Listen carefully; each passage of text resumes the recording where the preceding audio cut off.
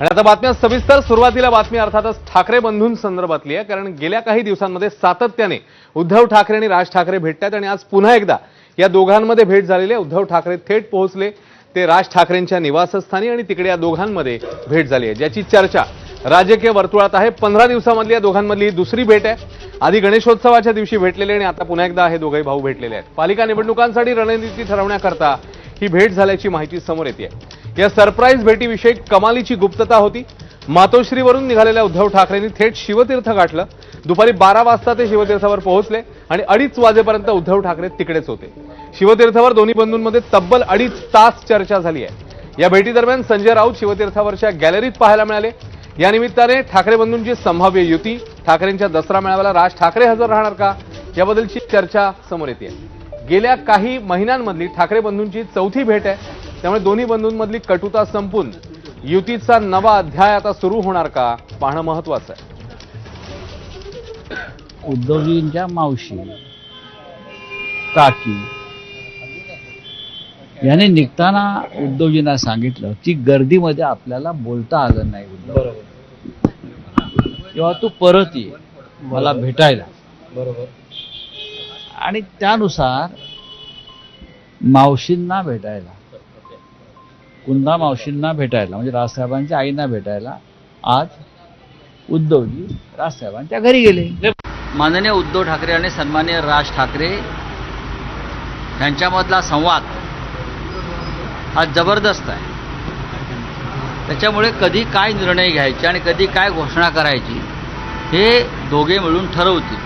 तुम्ही अजिबात डोक्याला ताण घेऊ नका. मी बोललो त्यात ती थोडी सुतवास तरी झाली. म्हणजे मला गणपती एबीपीचा पावला असं म्हणायला हरकत नाही. दसऱ्याला येणार दोघं एकत्र?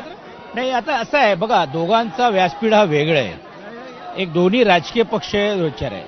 मी ज्यावेळी सांगण्याचा हेतू माझा एवढा होता की त्या व्यासपीठावरती आम्हा तमाम शिवसैनिकांना एक मार्गदर्शनाची दिशा दाखवली जाईल.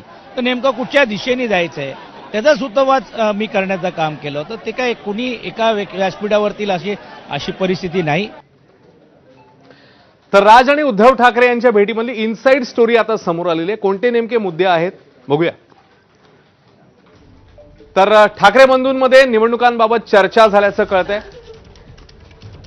याशिवाय मुंबईसह इतर महापालिकांबाबतही या दोन्ही भावांमध्ये चर्चा झाली. त्यामुळे केवळ मुंबईच नव्हे तर इतर ठिकाणी दोन्ही बंधू एकत्र येणार का, आता येणाऱ्या काळामध्ये आणखी चित्र स्पष्ट होईल. युतीची चर्चा पुढे नेण्यासाठी आता दोन्ही पक्ष सकारात्मक आहेत. युतीच्या संदर्भातील पुढील रणनीती ही ठाकरे बंधूच ठरवणार आहेत. तर जागा वाटपाबाबत दोन्ही पक्षांच्या नेत्यांकडे जबाबदारी सोपवण्यात येईल. त्या दृष्टीने देखील येणाऱ्या काळामध्ये पावलं टाकली जाऊ शकतात. आणि हे सगळं समोर येत असतानाच आता साहजिकच विविध नेत्यांची मतमतांतर जी आहेत ती समोर आलेली आहेत. भाजपच्या नेत्यांचं नेमकं काय म्हणणं या अनुषंगाने बघूया. आमच्या सर्वांकडून त्यांना शुभेच्छा आहे. त्यांनी एकत्र यावं, एकत्र लढावं, पारिवारिकही एकत्र यावं, घरगुती एकत्र यावं, कौटुंबिकही एकत्र यावं आणि राजकारणात एकत्र यावं. आमचा काही त्याबद्दल ना आमचा त्यांचा त्यांनी निर्णय घ्यायचा राजकीय. आता ते काय भेटतं ते त्यानं विचारलं पाहिजे ना.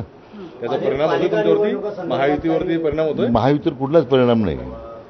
महायुतीवर परिणाम हे विधानसभेने दाखवून दिलेला आहे. आता अशी जी हवा पसरवण्यात येते की दोघे भाऊ एकत्र आ गए तो कुछ तो भी होने वाला है आणि नंतर लक्षात आ गए कुछ भी नहीं होता है. मला वाटतं की एकत्र यावं म्हणजे हा विषय पूर्णपणे समाप्त होईल. दरम्यान ठाकरे बंधू जर एकत्र आले, येणाऱ्या काळामध्ये ही पावलं जर टाकली गेली तर मग मवियाचं नेमकं काय, मवियाचं भवितव्य काय, मवियातले इतर पक्ष काय करणार, आपण जाणून घेऊया या संदर्भात. राज ठाकरेंना सोबत घेण्यासंदर्भात उद्धव ठाकरेंची काँग्रेस नेत्यांसोबत आधीच चर्चा झालेली आहे अशी माहिती सध्या समोर येते. आणि काँग्रेस नेते दिल्लीतल्या वरिष्ठांशी बोलून अंतिम निर्णय घेतील. मात्र या दृष्टीने आता पावलं टाकायला सुरुवात झालेली आहे अशी सध्याची माहिती आहे. शरद पवारांचा पक्ष हा ठाकरे बंधूंच्या युतीच्या बाजूनी आहे, तशा त्यांच्या नेत्यांच्या प्रतिक्रिया देखील समोर आलेल्या होत्या. आणि मग या सगळ्या संदर्भात उद्धव ठाकरेंचा पक्ष नेमकी कशी पावलं टाकेल, तर काही ठिकाणी ठाकरेंची शिवसेना ही मविया सोबत असेल अशी सध्याची माहिती आहे. तर उद्धव ठाकरे काही ठिकाणी मनसे सोबत जातील, तर काही ठिकाणी स्वबळाबद्दल देखील चाचपणी करण्यात येऊ शकते. स्वबळावर लढण्याचा निर्णय जो आहे तो होऊ शकतो. स्थानिक पातळीवरील नेते पदाधिकाऱ्यांना विचारात घेत मनसे सोबत युती होऊ शकते. येणाऱ्या काळामध्ये चित्र स्पष्ट होऊ शकतं. तर मवियासोबत आघाडीची पावलं ही ठाकरेंची सेना टाकणार आहे. आणि या अनुषंगाने आता मवियाच्या नेत्यांच्या नेमक्या काय प्रतिक्रिया येतात, कारण त्याही पक्षातल्या नेत्यांचं म्हणणं फार महत्वाचं असेल. येणाऱ्या काळामध्ये निवडणुका अगदी तोंडावर आहेत. बघूया मवियाच्या नेत्यांचं काय म्हणणं आहे. चांगलं आहे ना, दोन भाऊ एकत्र येत आहेत, त्याच्यात आपण तिसऱ्या माणसाने चर्चा करा कशाला. दोघं भाऊ जर महाराष्ट्राच्या हितासाठी, मुंबईच्या हितासाठी जर एकत्र येणार असतील तर मला वाटतं की आपण आपलं शब्दरूपी साथ त्यांना द्यायला हवी. राजकीय साथ वेगळी, पण दोन एखादं गद एकत्र असेल तर एकत्र येत असेल मला वाटतं की आपल्या शुभेच्छा त्यांच्या मागे उभ्या कराव्या. लार्ज महाराष्ट्राचं हित हे महत्वाचं आहे.